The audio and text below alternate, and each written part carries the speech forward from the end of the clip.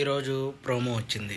అయితే నిఖిల్దే తప్పున్నట్టు చూపించినట్టుంది ప్రోమోలో వాటికైతే. ఎపిసోడ్లో చూడాలి ఎలా ఉంటుందో. అయితే నిఖిల్ సారీ సరిగ్గా చెప్పలేదన్నట్టు. అయితే నిఖిల్ మైండ్లో అది ఫస్ట్ నుంచి కాన్ఫ్లిక్ట్ ఏదో నడుస్తున్నట్టు గౌతమ్ గురించి నెగిటివ్గా తను అనుకుంటున్నట్టు అలా చెప్పారు. అయితే గౌతమ్ని అడిగారు కానీ ఇంతగా డీటెయిల్గా అడగలేదు. తర్వాత రోహిణిని లేపి నిఖిల్ జెన్యున్గా సారీ చెప్పాడా గౌతమ్కి అని నాగార్జున గారు అడుగుతారు. అప్పుడు రోహిణి గారు అంటారు లేదు అన్నట్టు ఎక్స్ప్లెయిన్ ఇచ్చారు. అంటే ఎపిసోడ్ చూస్తే క్లారిటీ వచ్చింది.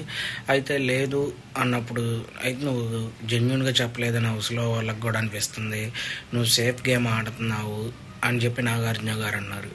సేఫ్ గేమ్ అంటే తను బయట కూడా అలాగే ఉంటాడు కాబట్టి హౌస్లోనే అలాగే ఉన్నాడు, అది సేఫ్ గేమ్ అనిపించినట్టుంది. దానికి మనం అనలేము, ఎందుకంటే కొద్దిగా చూసేవాళ్ళకి సేఫ్ గేమ్ అనిపించవచ్చు, కానీ తను బయట కూడా అలాగే ఉంటాడు కాబట్టి చూద్దాం. ఇంకా ఈ వారమే ఉంది కాబట్టి ఈరోజు ఫుల్ ఎపిసోడ్లో అసలు ఏం జరిగిద్దో చూడాలి.